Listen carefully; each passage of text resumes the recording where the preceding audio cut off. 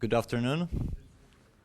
Welcome to the first session after the lunch, usually the toughest session, so we will try to make it a bit more fun today. And we're going to try to write some metal riffs with machine learning.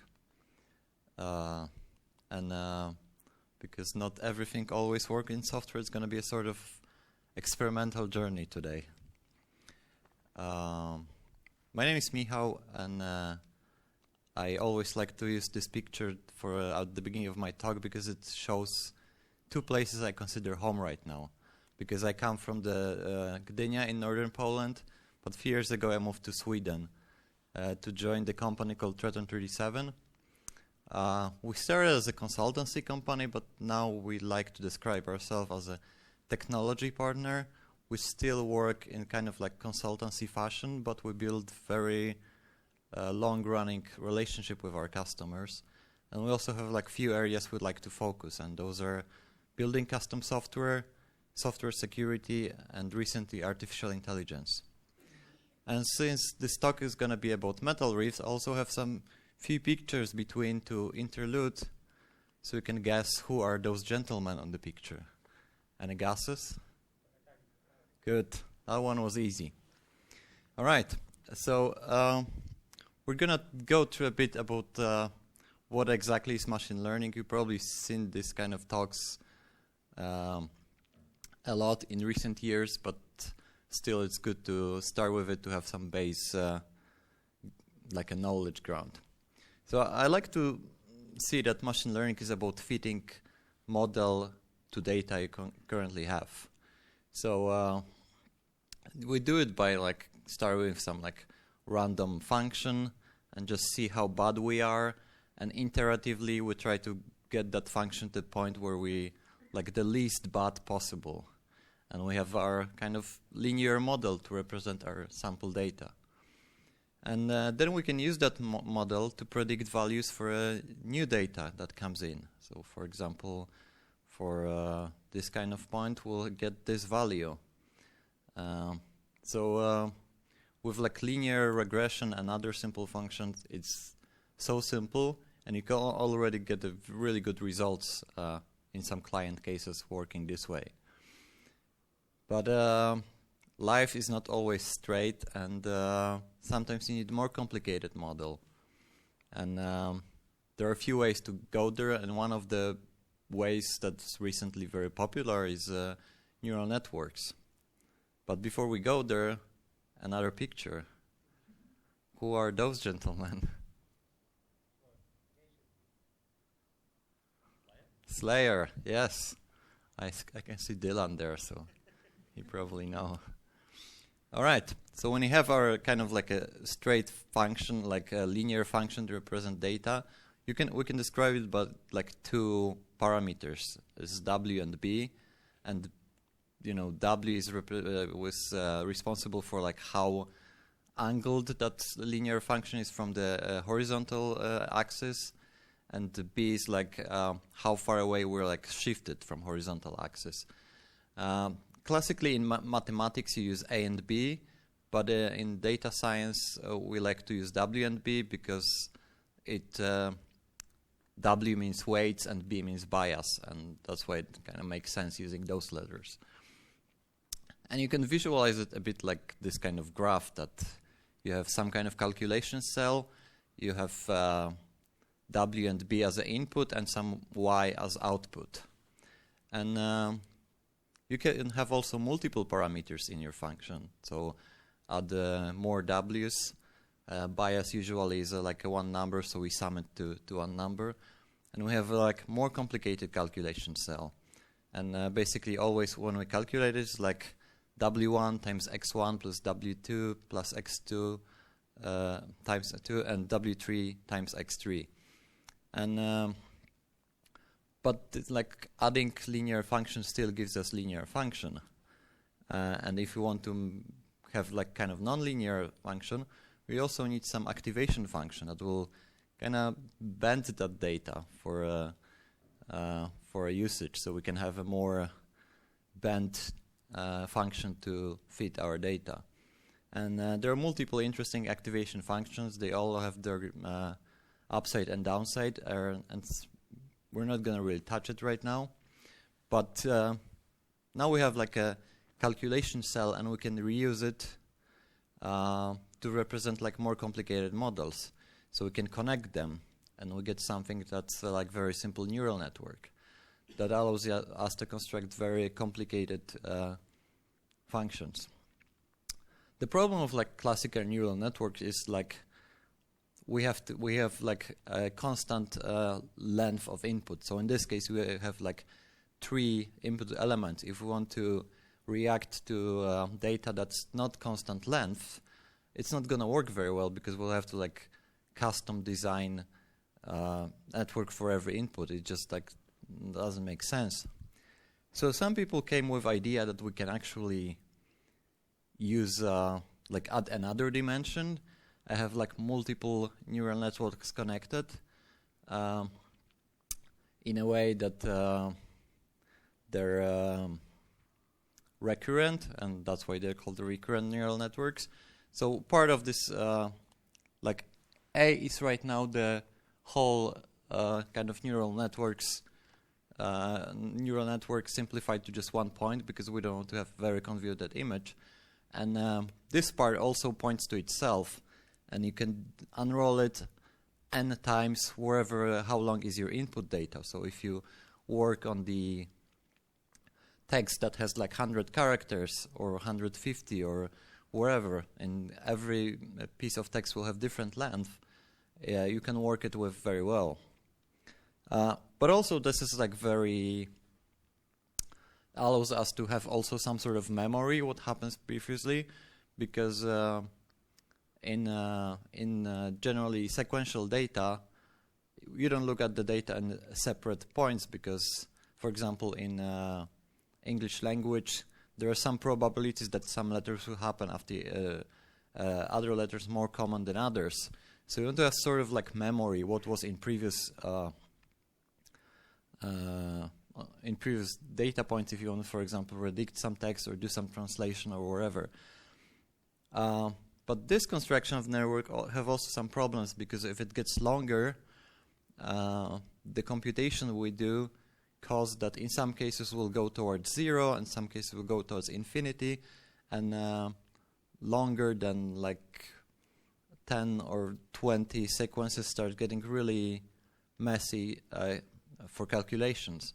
So some smart people came up with different model of those kind of memory cells that has some more complicated calculations, but there are all kind of trigonometric functions that simplified in calculation are not that heavy computationally, but it works much better for having sort of memory.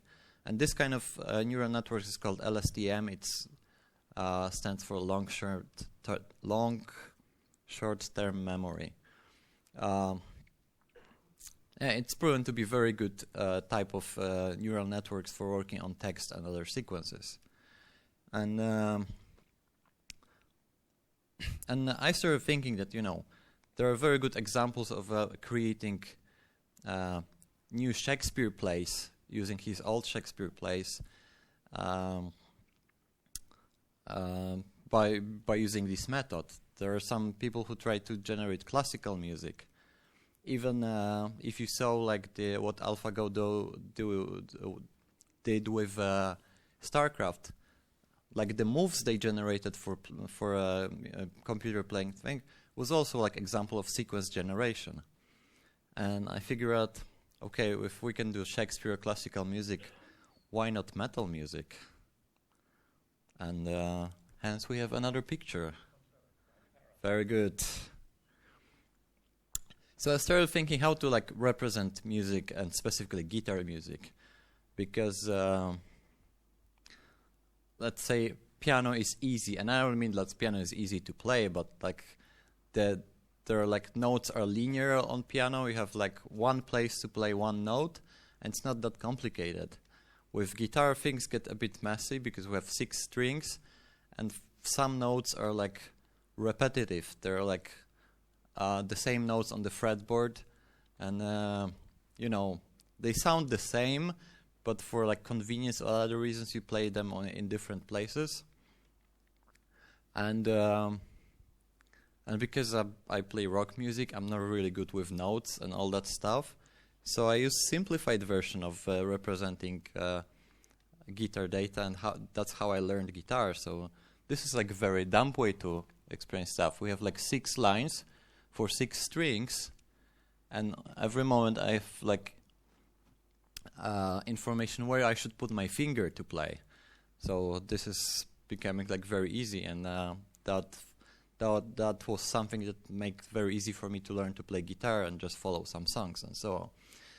And now I started thinking how I can represent that data so I can remember both like fret and the string I'm playing on.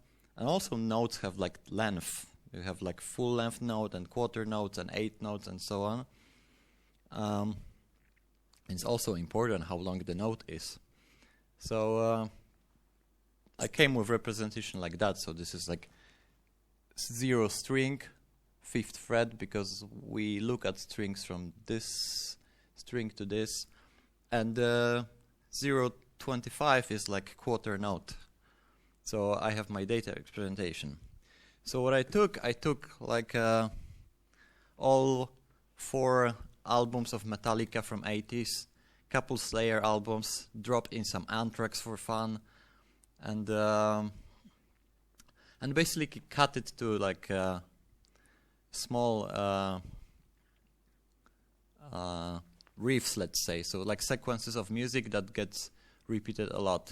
And I'm showing this in like Guitar Pro, which is a very nice software for learning guitar and playing those tabs.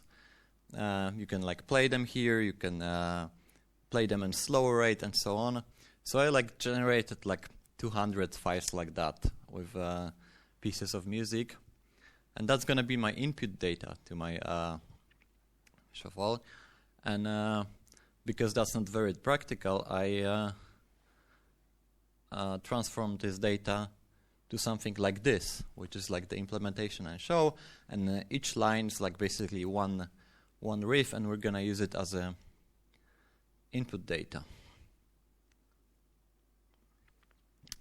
And when I wrote this, when I wrote abstract for this presentation around half a year ago, ML.NET was still before the official release, but they had like a stable release cycle. They release new version about every month, and they had some good plans what to do. And I figured out, okay, they're probably gonna do neural networks, and that was a false assumption. So ML.NET is great for doing a lot of common tasks in machine learning. So if you're a .NET developer, you should definitely start looking at this.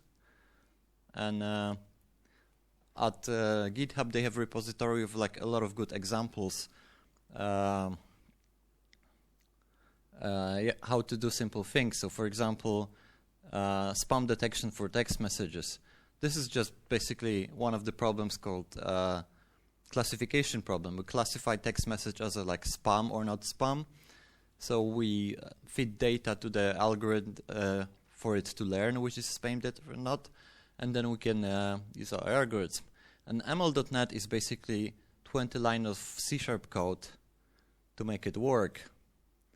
And basically you prepare your data, you evaluate model, train model, this is 1 line, and then you can consume that model and get responses. So since last year, when I was talking about like what's possible to do with ML in a .NET space, last year it wasn't very good and mature solution. Now for a simple algorithm in like a classification, regression, clusterization type of algorithm, it's really good, really simple, and I urge you all to try it for on your own data, for your own usages at work, because it's easy, great, and also have cool features like, so if I open that, but yeah, automated machine learning. So you know your problem is regression, so basically like inferring some new number from a set of number you have. But you're not sure if you want to like use linear regression, fast tree regression, and other algorithms. So we can do something called AutoML experiment. So what you can do is generate experiment, and then it will run for a time you set up. So for example, let's say 5 minutes, and we'll test which kind of algorithm built in ML.NET will be the best for that data set you have, will yield the best results. And then you can just use the experiment result, the one that ran the best, and use it as your model, and then just continue, evaluate, and so on. Another really cool thing in ML.NET is also model builder, which is pretty much like a wizard type of situation that allows you to run ML on the data you have there already. So basically you load your data, you see what kind of problem you have to solve, and the magic happens.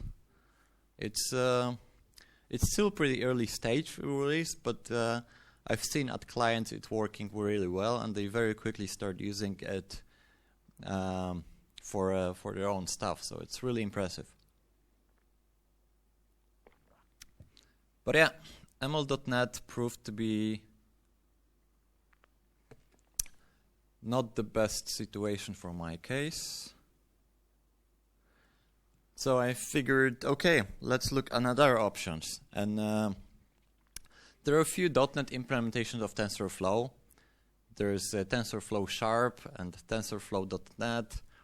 And I especially like TensorFlow.NET because if you compare syntax, it's pretty much you take Python code, you change few things to more like C# specific, and you have working TensorFlow code in .NET.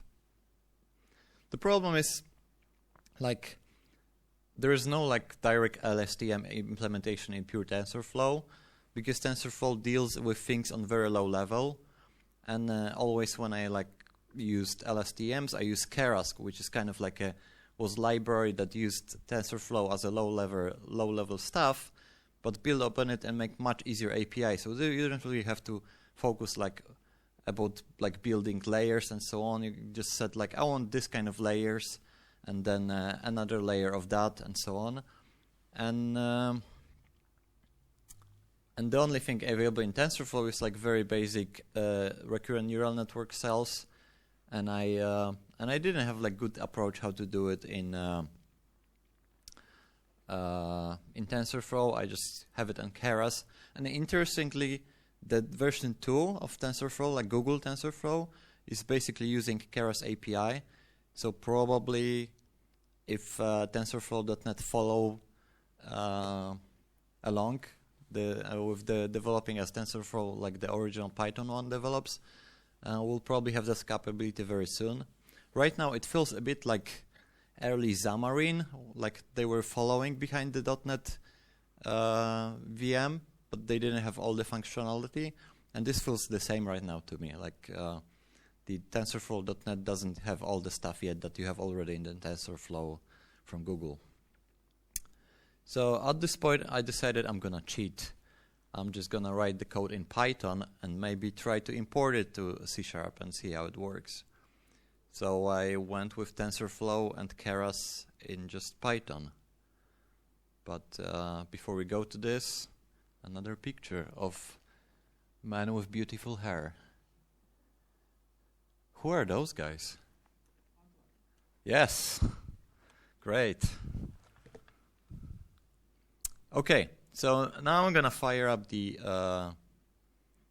code I use for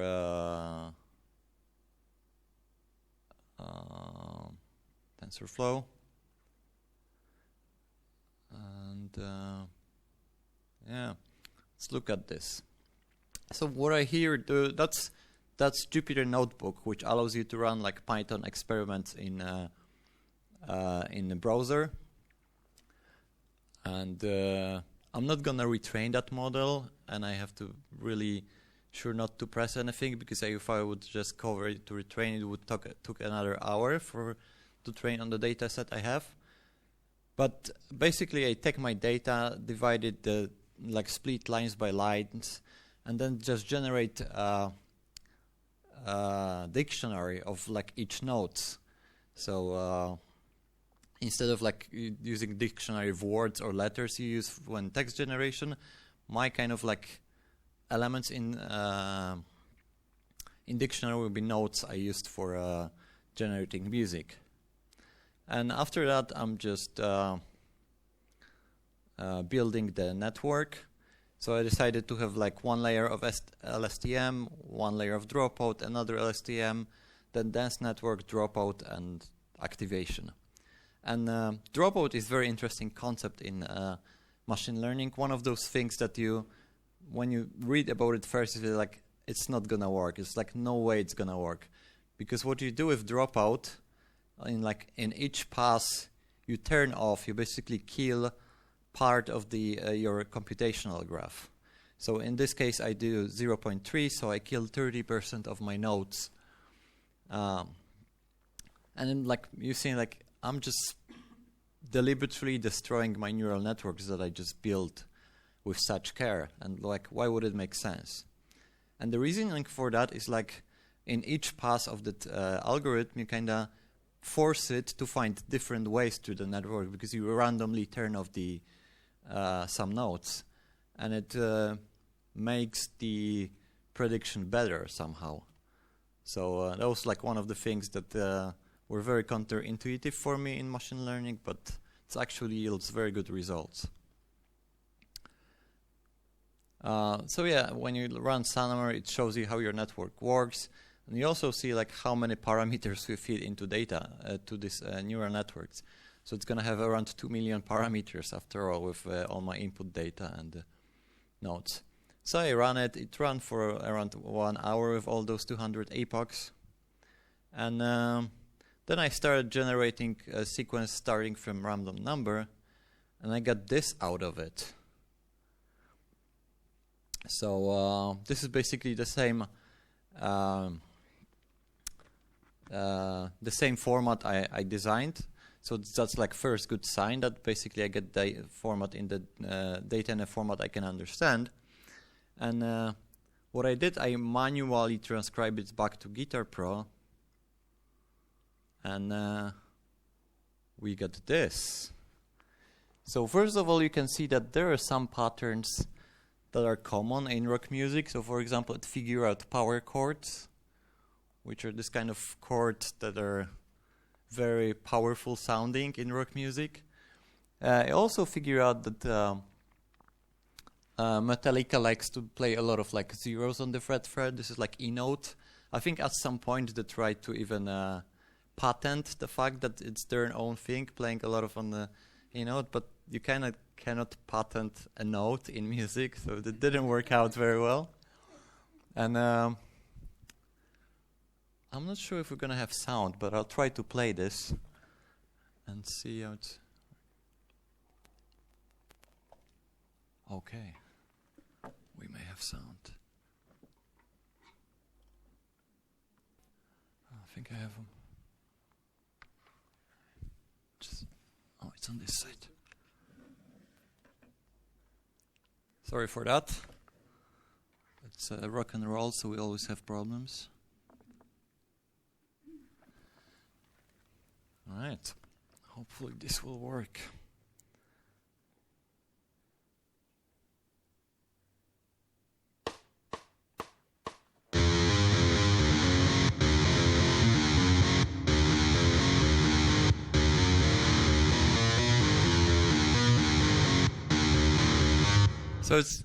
So it's pretty crappy, but it actually figure out that there are like bars with proper length, and most notes fit into the bars. I think the only problem was somewhere here. I had to add like a quiet note here because otherwise it wouldn't work out. And it figure out like power chords and a few other sequences. I guess if with like more work, more training, and probably better network, I could figure out like better music generation. But it was a good start. And I was thinking, okay, I have it in TensorFlow, and but it's not .NET, and I promised .NET in that abstract. So what can I do? And there are a few ways to move stuff from like TensorFlow or other frameworks back to like .NET. And one of the common ways is like using ONNX, or some people pronounce it Onyx. This is like a common machine learning model representation. So you can export stuff from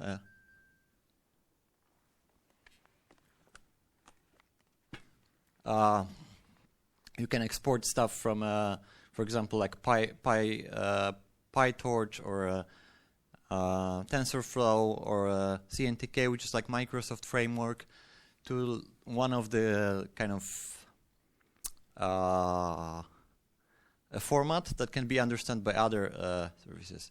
And ML.NET supposedly also can read ONNX, so I started working with it. But I also work with like TensorFlow 2.0 experimental version with Keras that didn't have exporting to ONNX figure out. So I'm like, all right, that didn't work out yet. So let's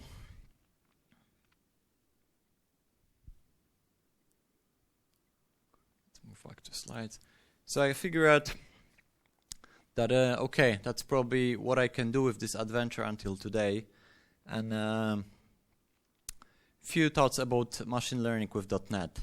First of all, if you want to try simple stuff, you have data that you want to do something else, just download ML.NET. It's just like one NuGet call and start playing around. It's very easy, and I've worked with customers, like did like 3 days workshop that on the first day I just showed them stuff. On second day we started working on their data, and I came on the third day at the office. All team, including like front-end programs, were like figuring what they can do with their data and just feed it into there. And I figured I'm just not needed anymore in that team, because that's how very quickly and productive people can get with ML.NET. If you want to look to more advanced stuff, check out SciSharp-Kit, which also involves TensorFlow.NET. And there's always CNTK, which is kind of like Microsoft implementation of computational graph implementation. So it's kind of like TensorFlow by Microsoft. It's fairly popular among academics. They started with like Python implementation. They get a lot of crap from the community that, hey, you're Microsoft, shouldn't you do like C# binding for that?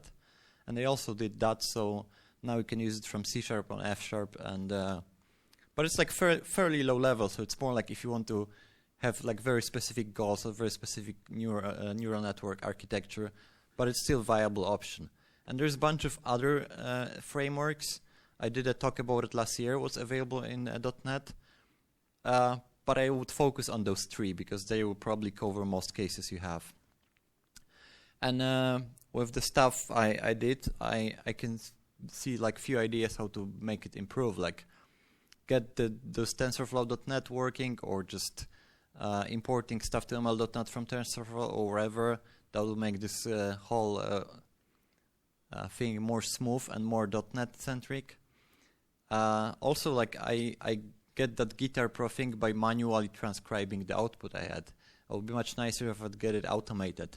And I started doing some work over this, but the Guitar Pro format is really, really funky. They have a non-standard XML file that's packed into another file, and then you have some checksums that you have to also calculate, and then it's all zipped and change the name of the file. But I think I'll get there. It should be doable. I also would love to experiment with other network architecture, because I just tried like few layers of LSTMs, but there are a few other ways to do it. And one of the interesting ideas is like GANs, or generative adversarial networks. Basically, you have 2 neural networks that do kind of like an arms race between each other. One is like generating content, and the other was like saying how good this content you generated with the first network. And they basically like throw crap at each other, like you did a bad job, you can do it better, and then it gets better, and this one also says that you could do it better. So it's a very interesting concept that you have like 2 networks fighting for a better result after all, and I think that could work too. I could probably like include more of like 80s hair metal into this, to have more interesting output. And if you guys have been to yesterday's Dylan talk, somebody on Twitter suggested that maybe I should this. So, you know, do like metal music generation using Rockstar Lang. So I think there's a future in that combination. And just for the end, I have another group of men with beautiful hair. Well, Megadeth, yes, great. All right, that's all for today. It went a bit quickly, but you have a longer break if you don't have any questions. All right, cool, thank you. Have a nice afternoon.